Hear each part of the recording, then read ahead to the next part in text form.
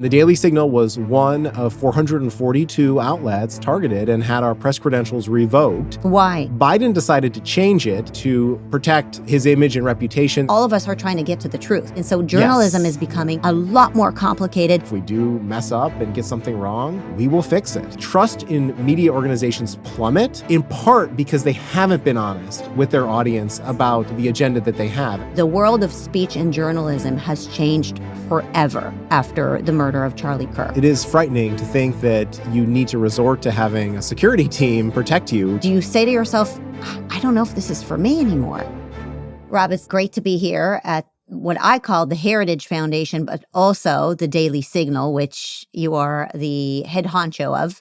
And you're just explaining to me the difference between the Heritage Foundation and the Daily Signal, yet also the connection between the two.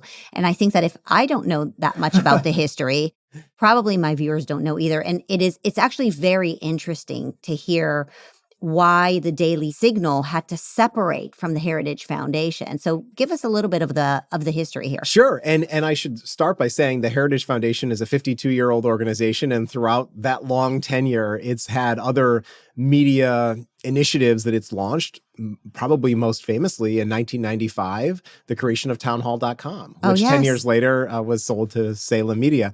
And I came to the Heritage Foundation in 2007. It was a time after the Town Hall folks left, and Heritage was, I think, trying to figure out this emergence of bloggers and digital media. Remember, it was at a time when a lot of social media platforms were starting to emerge, and it was a very exciting time to be at Heritage. And so in 2014, we launched the Daily Signal, in part because there was a frustration on the part of the Heritage leadership team that it was increasingly difficult to get op-eds and commentaries placed in legacy media publications. For whatever reason, they were just struggling to break through in those platforms. And so why not create our own where we could be a resource for heritage policy experts to publish their work? And so that's how the Daily Signal originally started.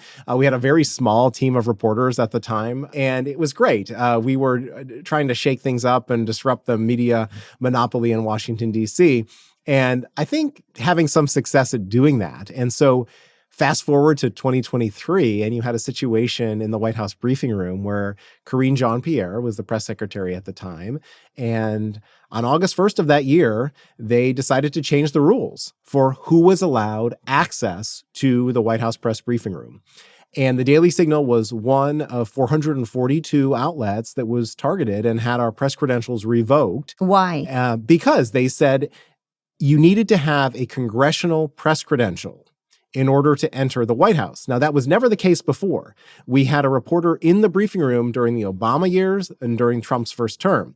Biden decided to change it, I think because he wanted to restrict the number of reporters who had access. Now, remember, this is a period of time when Joe Biden was, as we've come to find out through Jake Tapper's book and others, was really trying to protect his image and reputation. There were questions starting to be asked about whether or not he had the mental acuity to serve as president.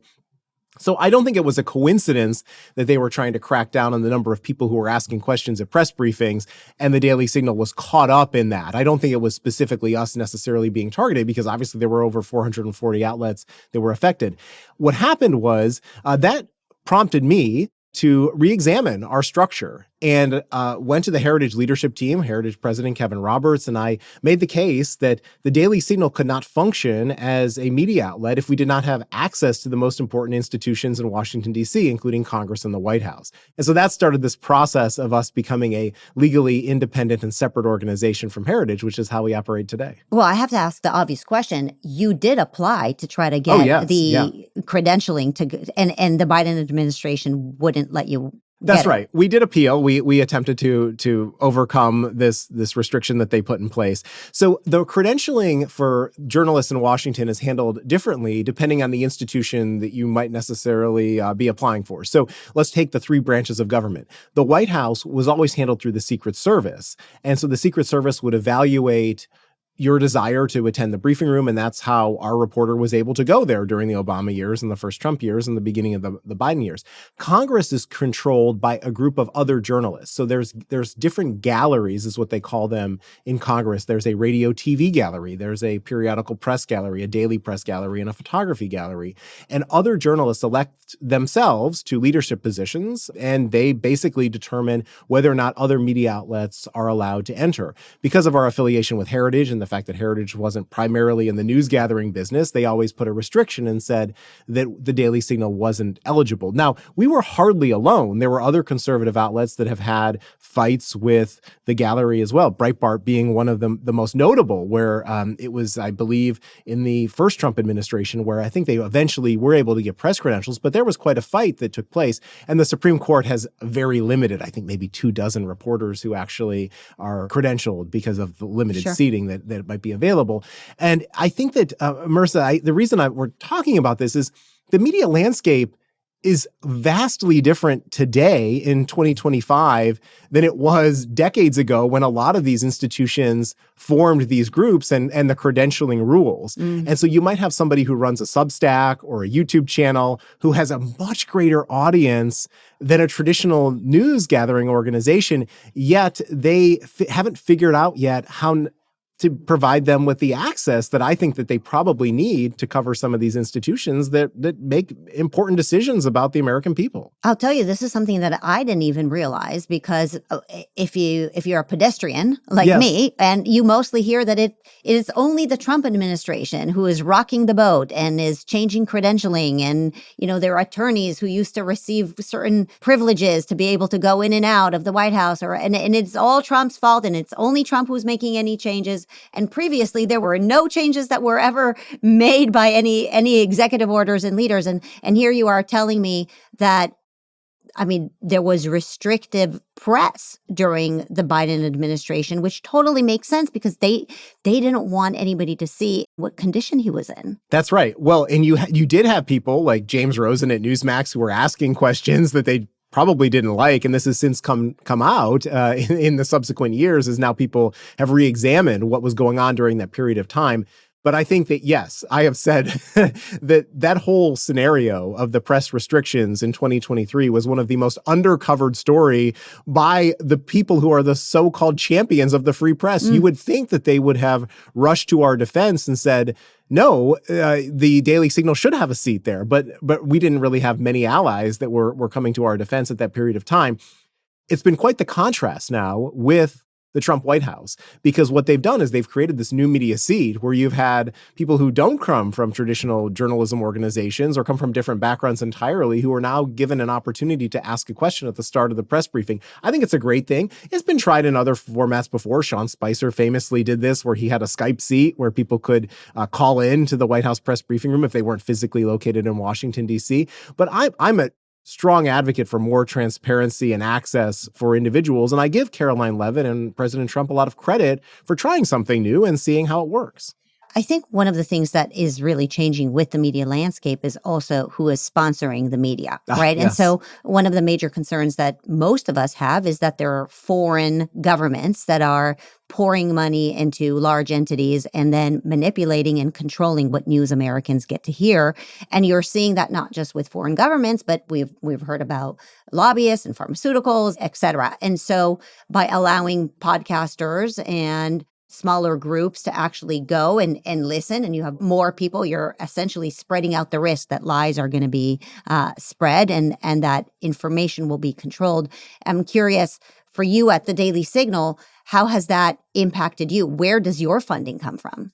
Yes. So we very much operate in the same kind of spirit that the Heritage Foundation does. So the Heritage Foundation relies on over 500,000 supporters every year with small dollar gifts. That's not to say that there aren't some large donors who also provide support to the policy organization. And so we've taken that model and we have subscribers, people who make small dollar donations, and we really count on them for that level of support.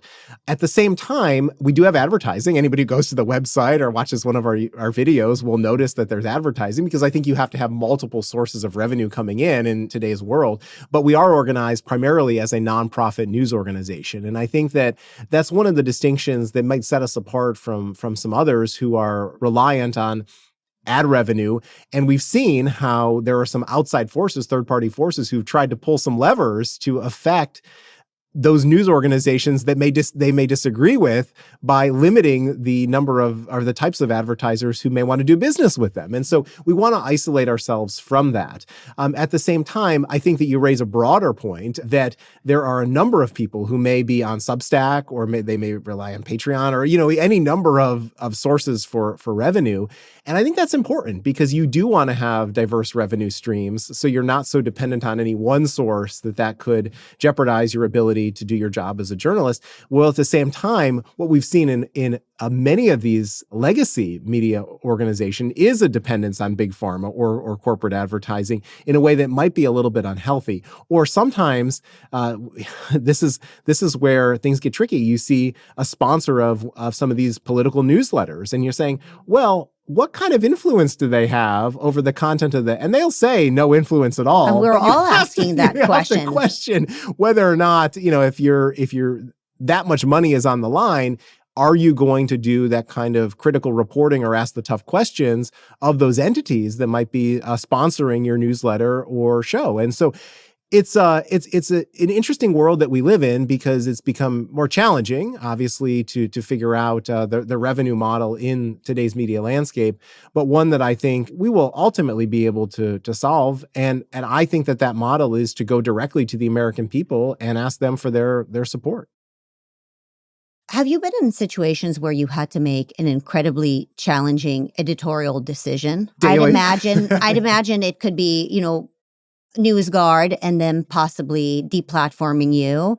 It could also mean what your donors and your audience is expecting you to say versus what you know is true.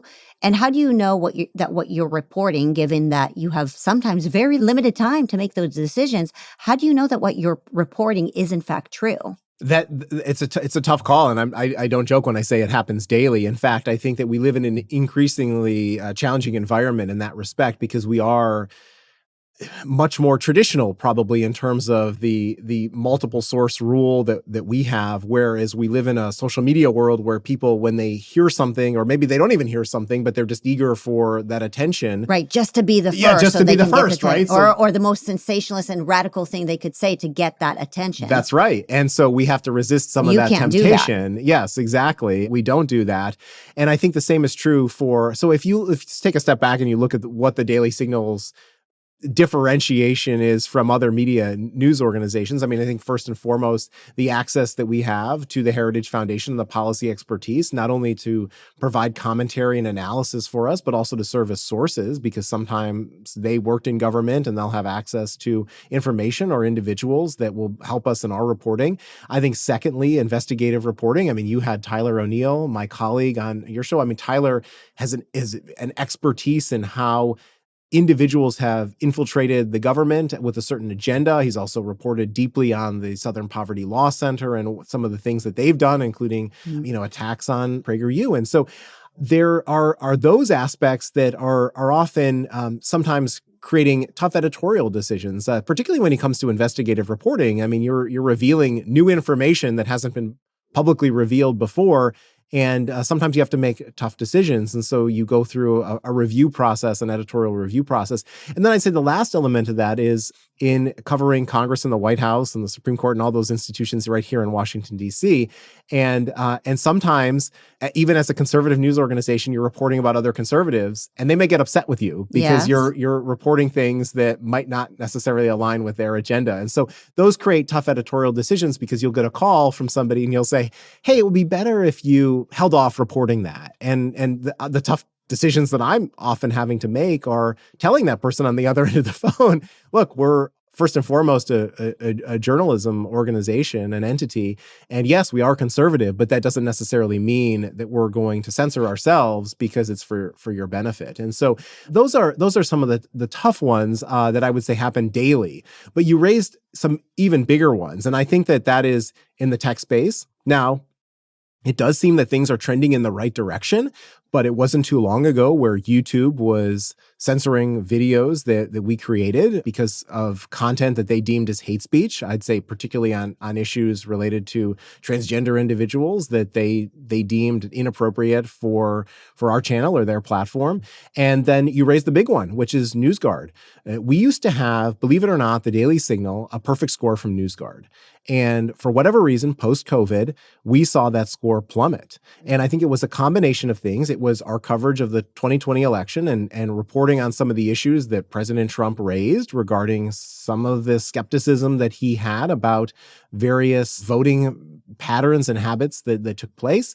Secondly, coverage of COVID itself and some of the treatments. They took very strong criticism of some of the reporting that we did. And then I'd say the third one was kind of a run-of-the-mill left-wing causes. Climate change comes to mind as a big one where they've really taken an issue with some Daily Signal reporting. And as a result of that, despite the fact that we don't feel like a whole lot has changed in our journalistic operations, we've seen the score drop. And so I know other news organizations really have struggled with that because if your score drops below a certain number, advertisers may be less inclined to do business with you. And I think that that's unfortunate because I see that as a suppression of free speech and the freedom of the press by a third-party actor that might have an agenda of its own.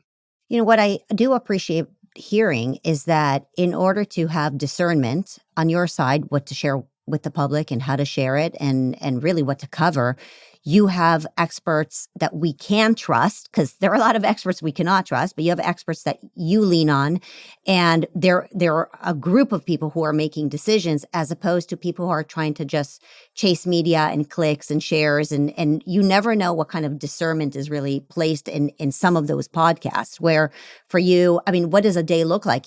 There's a breaking story and you don't know what to do. Do you run over to somebody at the Heritage Foundation or make a phone call and say, we have a massive issue. How do we handle this? I mean, I know for us at PragerU, we can take our time because the content that we're making is generally more evergreen, right? And then we're the clay pots, I would say, of Western civilization in America. But to be on the news front where you kind of have to be on the forefront of breaking news, that takes a lot to compete against podcasters that immediately just go shout stuff on X. And if they're wrong, they just get to say sorry and nothing happens to them. There's no consequence when they lie or make catastrophic mistakes. If they're correct 70% of the time, everybody forgives them. But if you're wrong 30% of the time, you are toast because you're an actual organization that's associated with the Heritage Foundation. You are a target in that way. That's a good way of summing it up. And I'd say that the challenge with that is particularly with a small team. So we have 14 full-time staff and 4 journalism fellows. It's difficult because we don't have the resources of some of these massive news organizations with hundreds of people and fact checkers and individuals who are able to help with that news gathering, particularly as news is breaking. And so I'd say that there's an incredible amount of pressure on a daily basis put on those reporters and editors to make sure that they get it right. Obviously, we have a corrections policy. We take that very seriously. If we do mess up and get something wrong, we will fix it and we will acknowledge that we made a mistake. And I think it's important for, even if you are a social media influencer or somebody who has amassed a large following, to do the same. I think it's the most honest thing to do with your audience. And I would hope that people follow that practice. I think oftentimes in the social media space, they don't. I think the challenge is with that people don't often see the follow-up post. They see that first post and that's what goes viral, and then they might not come around. And this is where news consumers need to be much more critical in their thinking about issues that are playing out right before their eyes, skeptical sometimes of even the sources that they may trust, looking at a variety of different outlets. And this is where I dare to say, like, even look at left, right, and center all together, because you might have a better perspective on world events if you do, just knowing that, as we do, I mean, we acknowledge right from the founding that we are conservative. We don't hide the fact that we are a conservative news organization. And Marissa, I will say this, I think that you've seen trust in media organizations plummet, in part because they haven't been honest with their audience about the agenda that they have. And I think if they came out and they said, hey, I'm a liberal journalist. I mean, you've seen so many examples of this. Terry Moran at ABC News, right? Went on a social media rant about Stephen Miller and then was let go by ABC News. And now he's doing his own thing. You've seen others leave prominent positions at legacy media, Don Lemon at CNN and Chuck Todd at NBC News. And they're all now doing their own things. I think they can probably be more honest. Barry Weiss. They can be more honest about their own beliefs because they're not hiding behind that corporate structure anymore.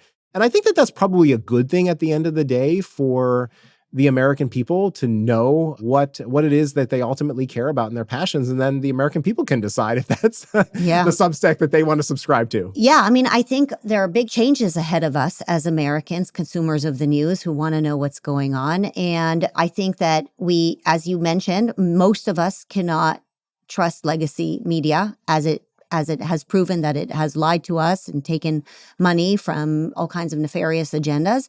And so we've kind of migrated towards the podcast world.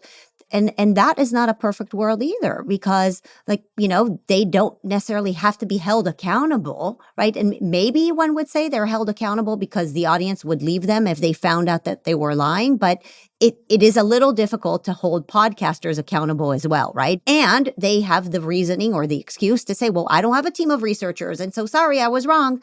And ultimately, I think all of us are trying to get to the truth, right? And so journalism is becoming a lot more complicated. And I would say, Rob, a lot riskier too. Mm-hmm. I mean, just recently, my very, very dear friend, Charlie Kirk, was shot and murdered in his throat for literally speaking, right? He just wanted to debate. He just wanted to bring truth. He just wanted to speak.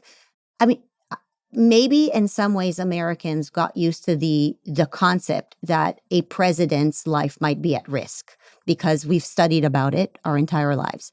But the idea that somebody who is speaking truth that some people might think is wrong or hate speech would get shot, to me, that's a turning point in the belief that there's real free speech in America. And so for those of you who are on the front lines with your face and your body, speaking about things that would upset people, and the Heritage Foundation, I don't need to tell you, is labeled all kinds of very nasty names. I just think the world of speech and journalism has changed forever after the murder of Charlie Kirk. I think you're right. It's apt to call it a turning point for sure. And there are a couple of things there. Number one, it happened on a college campus where isn't that the environment where free speech should be celebrated and free inquiry of thought and all of those things that if you went to college in the United States, that was the place to have those debates. And so I think that it's tragic that everything Charlie was warning about. Yes, was he would say to me all the time, the least free place in America are college campuses. Yep. It was 2 decades ago when I was in college that these bias-related incidents committee and bias-related reports would start to pop up. And I experienced it firsthand on my own college campus. And I saw what at the time I feared, and you had people like Bill O'Reilly and others warning about this. And I think Charlie would talk about it often, right? The suppression of debate on campus or speech more precisely. And it's the most concerning thing to me is when you have public opinion pollsters go out and talk to college students and they talk about these issues of free speech and debate, and people who think that it's okay to resort to violence against somebody that they disagree with, as opposed to engaging in a conversation or a debate. And who did that better than Charlie, right? He was willing to talk to anybody that disagreed with him. And he was so not only thoughtful and graceful in his presentation and approach to engaging in those conversations, but so articulate and smart. And that's what I always admired so much about Charlie. And I think that if we can learn anything from this tragic moment, is that I hope that people will be still willing to engage in those conversations and don't retreat, because you're right. There certainly is that intimidation factor. You brought up the Heritage Foundation, and I think what's happened over the course of the past year with regard to Project 2025 and how so many people are exasperated by it with the protests and everything else that you've seen take place.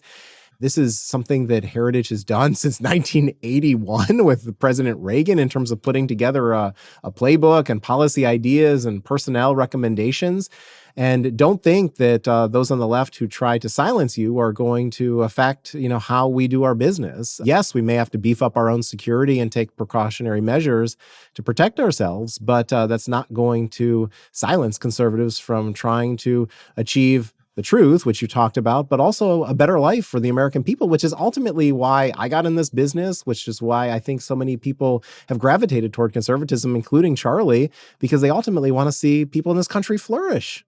When you first went into journalism, did you ever imagine that we will be in a situation where we would have to travel with armed guards and worry that people would recognize our faces?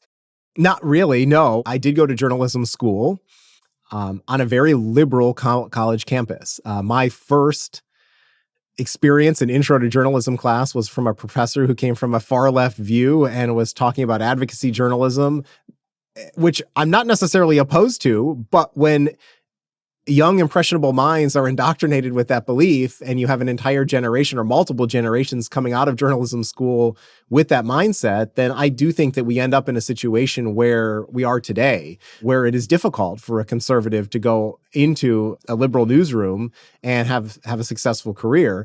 I think that's partly why you've seen such a growth of conservative media organizations, because they have been shut out of those environments. And I think that's great that we're flourishing, that you have the Daily Caller, the Daily Wire, the Daily Signal, the Washington Examiner, Breitbart, PragerU, giving a platform to so many young people who otherwise might not have pursued a career in media.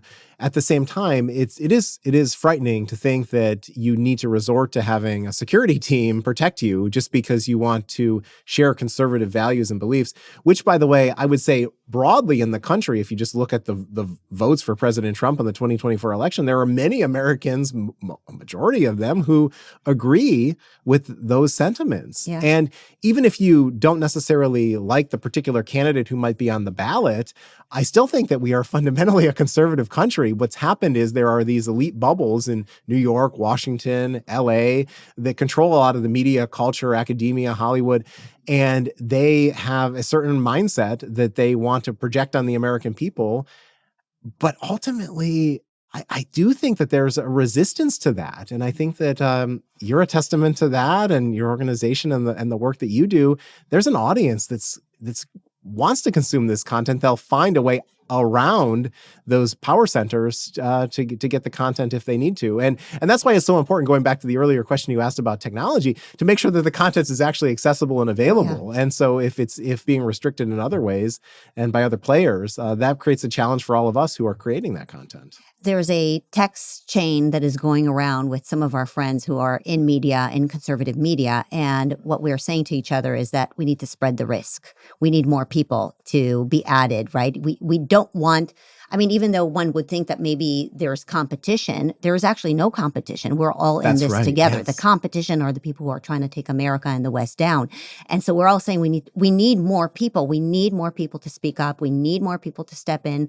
Thank God for the world of podcasting, really, and social media. As much as it hurts, it also allows more young and new people. They may not even have to be young. They may come from the other side and realize that they're done with that evil world, right? And come over and start speaking truth. And so we say, join us and help us spread the risk. So that one Charlie Kirk turns into 10,000 men. And so I'm wondering, on your front, do you ever feel like you ask yourself, you're a father, you have little kids.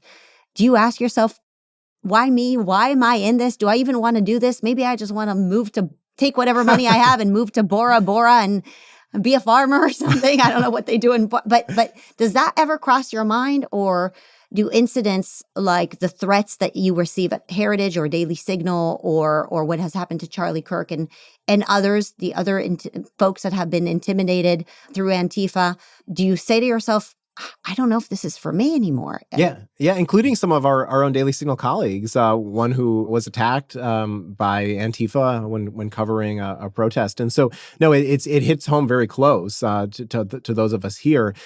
I love what I do, and I think that I'm driven not only by the curiosity and the storytelling and all of those great aspects of journalism that first led me into this field to begin with, but also that passion for a mission. And the Daily Signal is unique also in that it is a mission-driven news organization. Not all conservative media are. Some exist for a variety of other reasons, but our mission very much aligns to lead us to the good life and telling stories and trying to focus on policies and things that we think would lead our country down a better path. And so I do feel that is why I show up to work every day, get out of bed, and what I'm striving to do. At the same time, it is increasingly difficult because we live in a society that doesn't seem to want to welcome that debate or have that conversation. And it's one of the reasons why whenever I get an invitation to go on CNN or NBC News and platforms that are outside of the conservative media world, I jump at that opportunity. And even though it might be difficult, and some people say, I don't know how you sit there at that table and have that debate. And I say, no, I'm proud to actually stand by my values and belief and articulate the principles that we believe in, because I think it's important to not only do that and make sure that those conservative ideas are present in the conversation, but hopefully I'm persuasive and somebody who's watching on the other end will hear the message and say, actually, that's common sense, or that what Rob is saying isn't so extreme, and it's not the divisive characteristics that an anchor on one of these stations may have articulated previously. And so I do think it's important for conservatives to be in that environment. At the same time, I made a choice when I first came to Washington, D.C., and I was my first job, I was working for an organization that advocated for students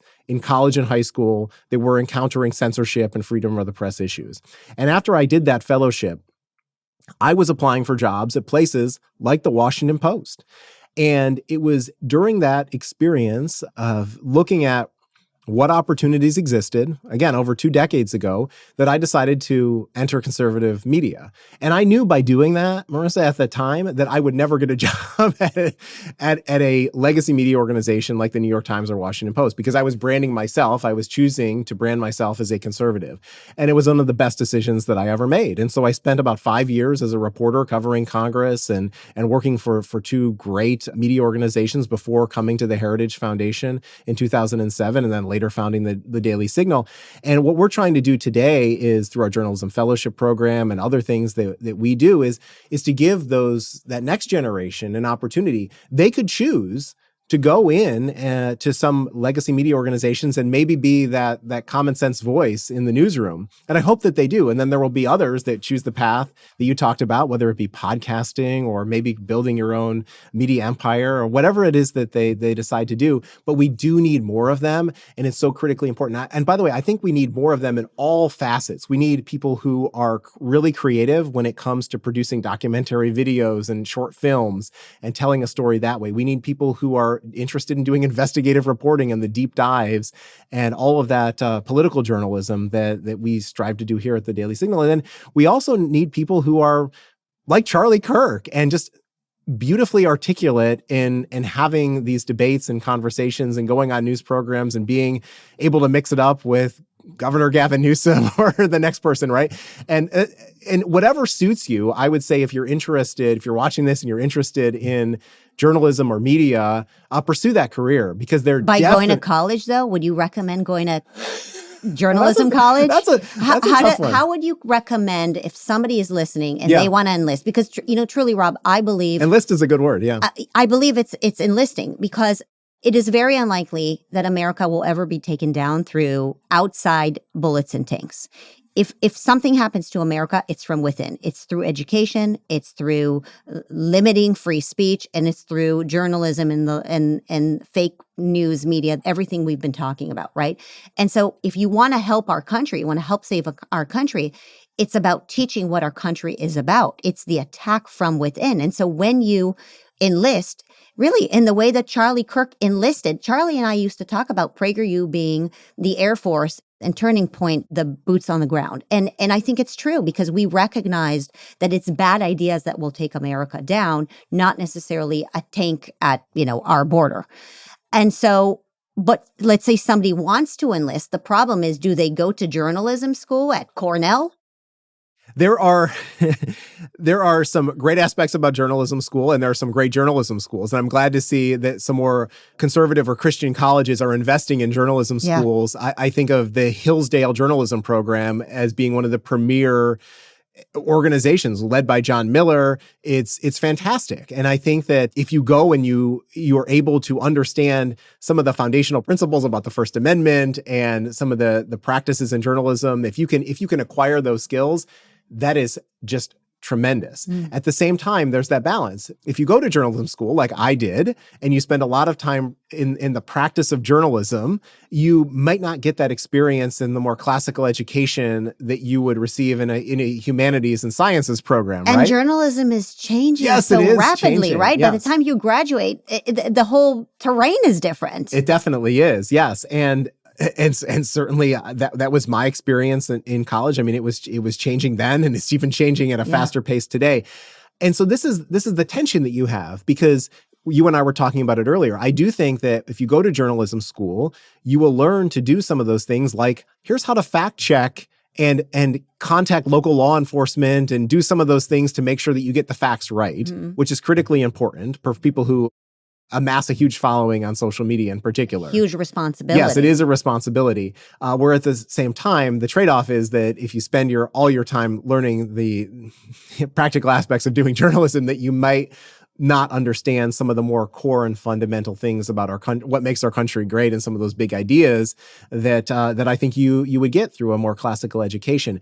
And so trying to find that balance, if you do go to journalism school, don't disregard those other courses that you might get in college. And if you don't go to journalism school, look for opportunities to practice journalism. And there are so many organizations that provide that opportunity today to create a campus newspaper.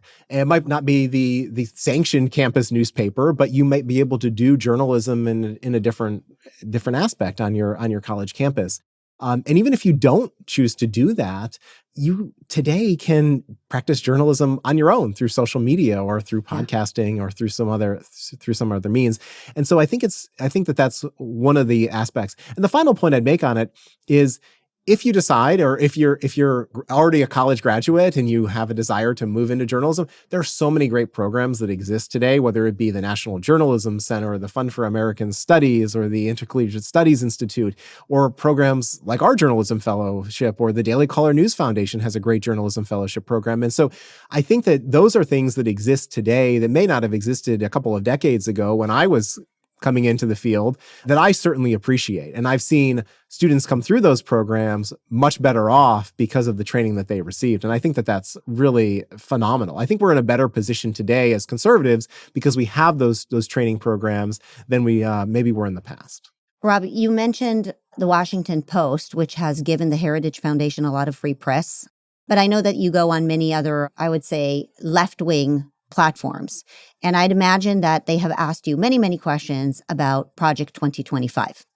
And I would love to hear your perspective as if you are speaking to not right-wingers, just the general public, not extreme left, not extreme right, just the mass normals that are out there but are probably quiet. They have heard all kinds of things about Project 2025. And my belief is that the project is misunderstood and miscommunicated. But let's just get to the bottom of it. Tell me about Project 2025. Thank you. Thanks for the opportunity. So prior to this, we've been talking a lot about the Daily Signal. So prior to stepping out and leading the Daily Signal, I served as the vice president of communications at the Heritage Foundation for 7 years, including when Project 2025, or as it was known at the time, the Presidential Transition Project, was launched. Kevin Roberts became president of the Heritage Foundation in 2021, came from the Texas Public Policy Foundation, so he came from a policy background, and he understood that the dynamics at play, particularly when it came to the 2024 election, were going to require conservatives to gather policy ideas and personnel so that whoever that next president would be would have an opportunity to tap into those resources. It's not much different from how it was in 1981 when President Reagan took the Heritage Foundation's mandate for leadership and put it on the seat of every cabinet secretary and said, I will judge your performance based on how you implement these ideas. I think the difference about Project 2025 is that the left, recognizing that they could not mount a sustained or effective attack on Donald Trump, was trying to grab something else. And they saw Project 2025 as an opportunity to do so. And so that's when the attacks really started in earnest in the course of the 2024 presidential campaign. They tried to take the ideas that were in the Mandate for Leadership book, tie them to President Trump, and use that as a bludgeon to attack him and therefore attack the Heritage Foundation.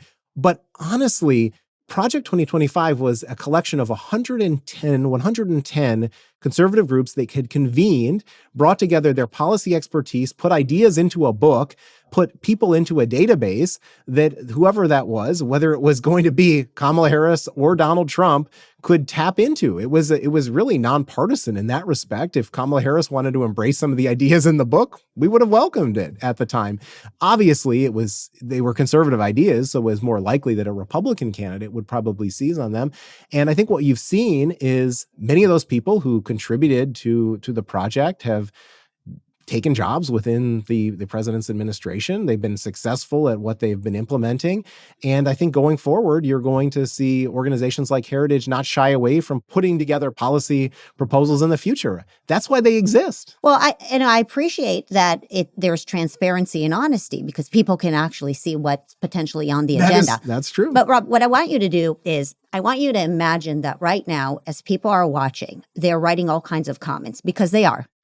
And what I am predicting that they're saying is, but Project 2025 is really bad and really extreme because ... Now, you've been in that space before. And so I want to give you a chance to answer what specifically upsets the moderates or the people on the left about Project 2025. Just give me the things that they think are absolutely the worst. Well, there's a whole list. I think Mark Hamill had put it together and articulated a bunch of myths that are in Project 2025. So, I mean, we could talk about any number of things. I mean, they took ideas that were fully thought out. I mean, the book itself, I wish I had brought a copy for you, Marissa. I mean, it's quite thick. I mean, and if you look at all of the content and all of the policy ideas that are articulated, to try to boil it down into a list of 20 things that irritates and gets the left so fired up is really doing an injustice to the work that went into these very thoughtful policy ideas.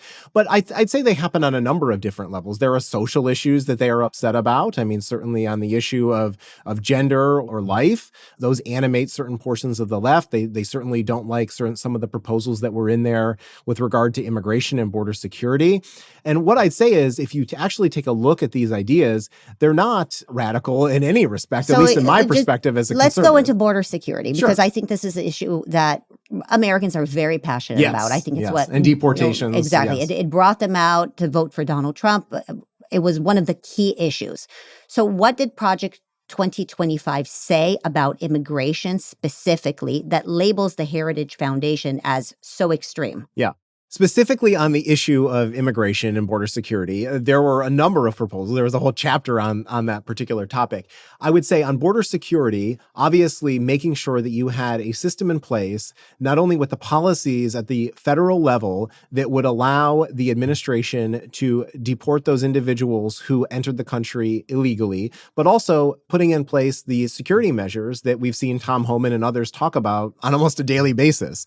And so one of the things that passed in the One Big Beautiful Bill were all of these resources that Tom Homan has spoken about and why he needs, whether that be more ICE officers, because there's a massive number of illegal immigrants in this country who came in during Joe Biden's tenure, it's going to take more than they have right now to be able to do that. Whether it be the deportation policies, putting in place systems where there are enough beds and enough resources to process people and remove them from the United States in a legal way that allows them to return to their home country. And then obviously finishing the wall, all of those things that Donald Trump has been talking about, it seems like for 10 years, right?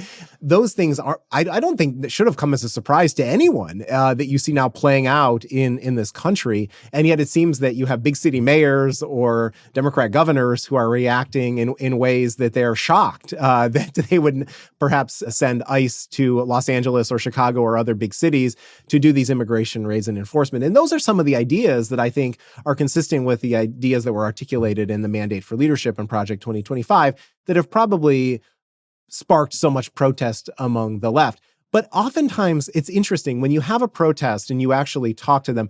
Armstrong Williams, who's a commentator and somebody who has his own show, the Armstrong Williams Show, went out and interviewed some of them. And it was really interesting to listen to the conversations that he would have with some of the individuals. And they really are ultimately just boil down to calling you names. And fascist is one that comes up frequently, and dictator. And I think if you ask them substantive questions about what's actually in Project 2025, they have a hard time articulating it because chances are they haven't read it. They probably never read it. They haven't read it. I mean, they won't watch a 5-minute video from PragerU and attack us. You think they'll read your entire document? No way. That's right. That's right. And so there are the policies, and then I think one of the other aspects of it that was different this time is that we recognized, if you go back to the 2016 election, and Donald Trump wins. It was a surprise, I think, to many people, certainly in the establishment, maybe not to conservatives as much. And Trump was putting together his team. And so making sure that you had dedicated conservatives who were going to actually carry through, and because we all know personnel is policy, and if you put the wrong people in place, they may not carry out the policies that were promised by the Trump campaign. And I think that's one of the other differences this time around in the second term than maybe existed in the first term. And I think Trump's effectiveness over the course of his first 6-8 months, has allowed him to do things differently than he did in his first term. First of all, he was dogged by Russia in that first term. He didn't necessarily have all the people in place. And this new cabinet and all of the people who are working for them have been much more effective. And I think that that's probably generated some of the hostility and anger because they see that he's actually getting the job done and carrying through on the promises that he made. Do you think that the left-wing media has been unfair in the way that they're describing Project 2025? Or yes, are they honest about it, but they're just throwing ad hominem attacks and are shocked by it? Well, what I've seen in my time, obviously being affiliated with the Heritage Foundation, including running the comms team here, is that any headline usually now screams Project 2025. Yes. I think that there's a sensationalism and there's that clickbait mentality that a lot of them have adopted because they know that is the term that is going to get eyeballs. And so naturally they will lead with that whenever they're talking about any particular situation, whether Heritage puts out a new policy report on family policy or our approach toward China or big tech or what have you. It's always going to be framed in that lens. And that's what I think is probably not an accurate way of describing things. At the same time, yes, I mean, I do think that there is, I think that the fact that there is so much attention on the Heritage Foundation is in part because they know that Heritage is the most influential policy organization in Washington, D.C. And so naturally, they're going to pay closer attention to some of the things that were recommended in Project 2025, and particularly if those policies are now being enacted by this administration. And so it's a balance. I wouldn't want to cast too wide of a net and describe all of it as unfair. But for the most part, I do think that those who work in legacy media don't understand conservatives, and they don't really even take the time to try to understand conservatives because, again, I'll use the term before, I think they live in their bubbles and they probably don't have many conservative friends. They don't interact with conservatives a whole lot. And so therefore, when they see a conservative idea come out, they react with a certain level of alarm that I think is probably unfair. Who do you think are the people that continuously attend these riots or protests outside of the Heritage Foundation building? Who are they? Are they paid? Are they random board people? I don't have any evidence to indicate that they're paid. It's interesting though that they usually do show up at the top of the hour and leave at the bottom of the hour. So that is curious that they. It's like a 9 to 5 job with a coffee break, a large coffee break in the middle. Right.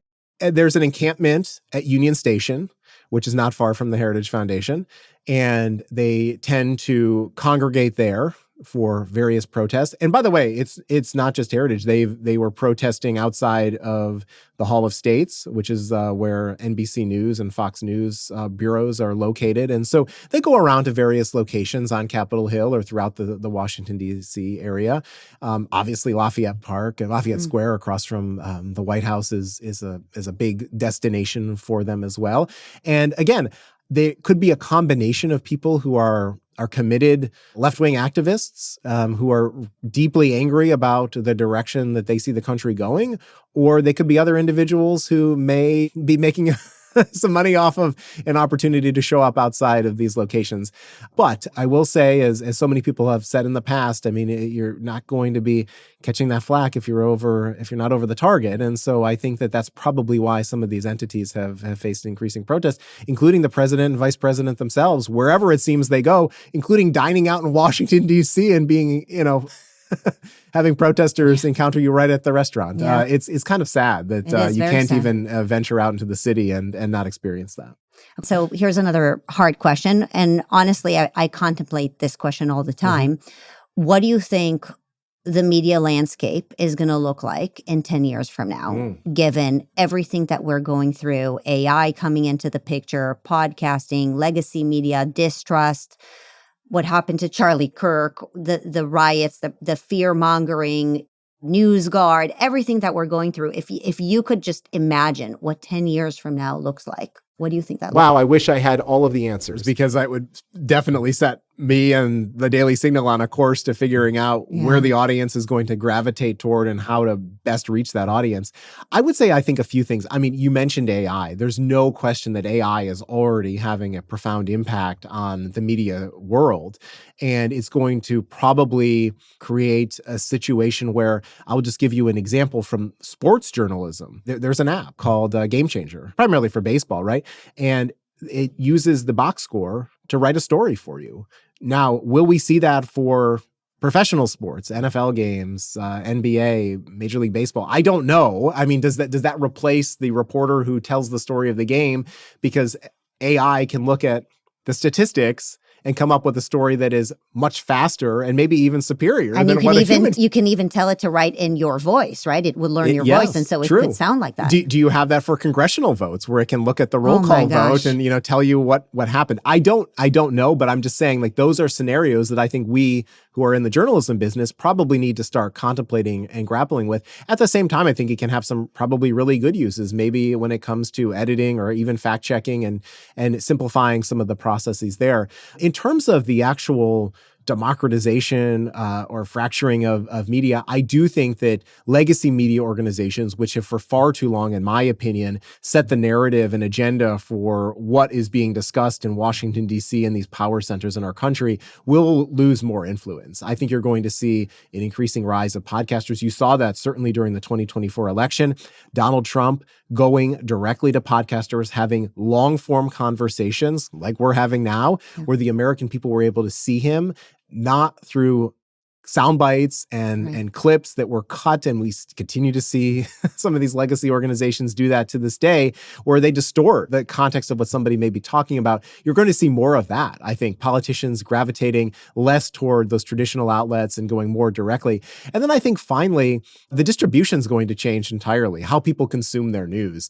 And so you have an older generation that is still getting the newspaper delivered in their driveway or in their mailbox every day. Fewer and fewer people are going to rely on that. Maybe we'll even have fewer and fewer newspapers, which I think is a sad thing, because I do worry about those news deserts and the fact that you can't get local news. I got my start working for a weekly newspaper in upstate New York. So, I mean, that's, that was very important, not only for the community, but to know what was going on at the town council Yes. meeting and the school board meeting and local sports. And you probably had mentorship when you did that, which is really hard Yes, if you're working it somewhere is. online and there was nobody around you to teach Yeah. you what was done prior. But I think that the American people will still want and they still Yeah. need that information about what's happening in their Yes. local communities. So there's a great opportunity for entrepreneurs to figure out how is it that we're going to distribute the news in a new form. It might not take the 6 o'clock local news broadcast or the local newspaper, but is there another mechanism that the American people will consume information with? And I think that that's probably a few ways that the media will be different in 10 years, but I don't know. Yeah. Do you have... Yeah, I mean, I think through this a lot all the time. And I actually, I don't mean to sound like Switzerland, but I think it will be somewhere in the middle because Okay. I think the legacy institutions have obviously failed us and we don't trust them.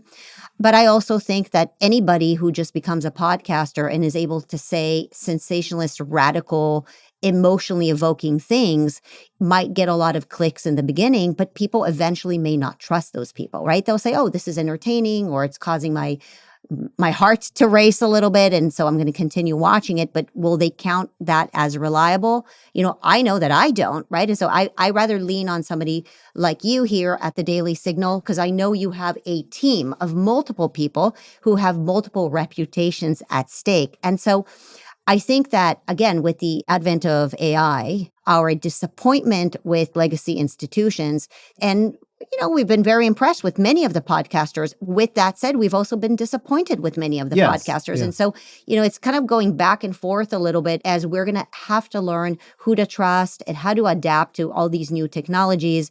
And just because some experts disappointed us, it doesn't mean that we're never going to the hospital again because no expert can actually help us, right?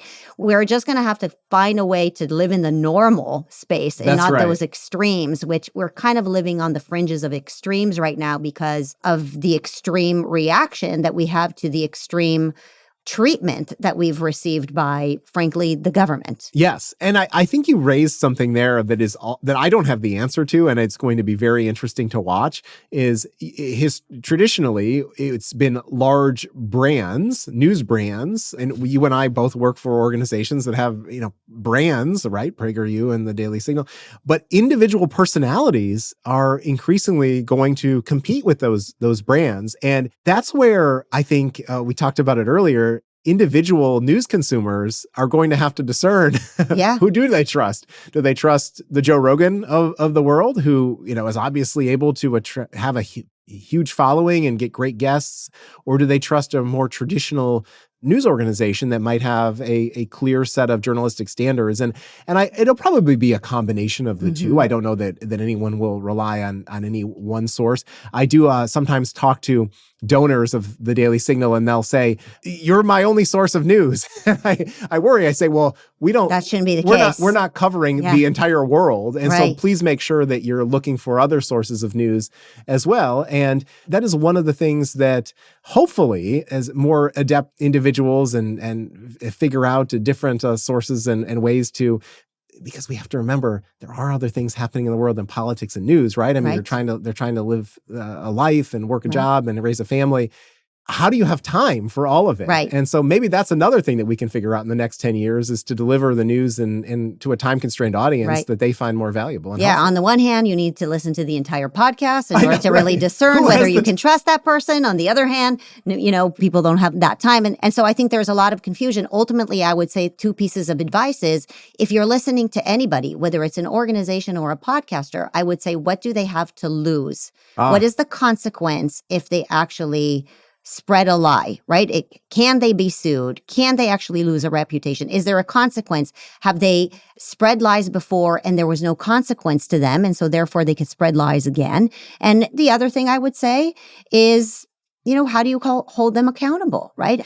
Is there somebody else that they owe allegiance to, possibly? And is that maybe a reason why they may not be sharing the truth with you? And so, you know, but I think ultimately there is more responsibility than ever before on the consumer and the viewer, because we just need to put in the work. We can't be told, you know, the experts are going to tell you, or that one podcaster or person that you just worshipped is always going to be correct on everything 100% because they were correct on a few things that you were really passionate about. It takes some work. It does. And I think that accountability you spoke about, I mean, certainly PragerU and Daily Signal, confront this because we have donors that expect us to deliver on the promise. Yeah. I mean, they are giving their treasure to us to do our work and carry out our mission.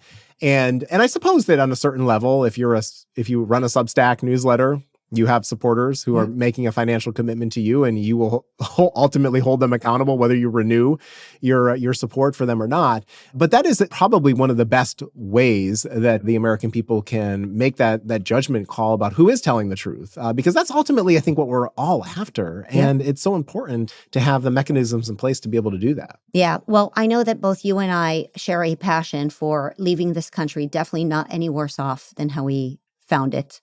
Yes. We have kids, and we are planning on, God willing, raising them here, and God willing, they'll be safe and prosperous as we had a beautiful life and have a beautiful life here in America.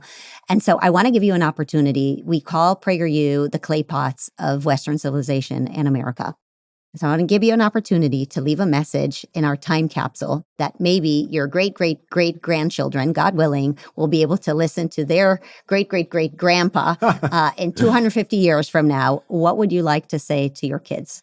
Well, I'm going to pick up on that theme that we were just talking about, and that is pursuing the truth. I think that is one of the most admirable things you can do in your life. And obviously for me, faith is a big part of my life. And so, believing in the word of Jesus and following the teachings that he made.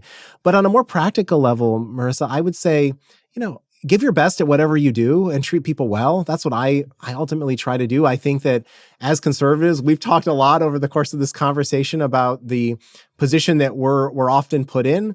But I firmly believe that we have the better ideas to lead more, to have a more flourishing country and let the American people prosper.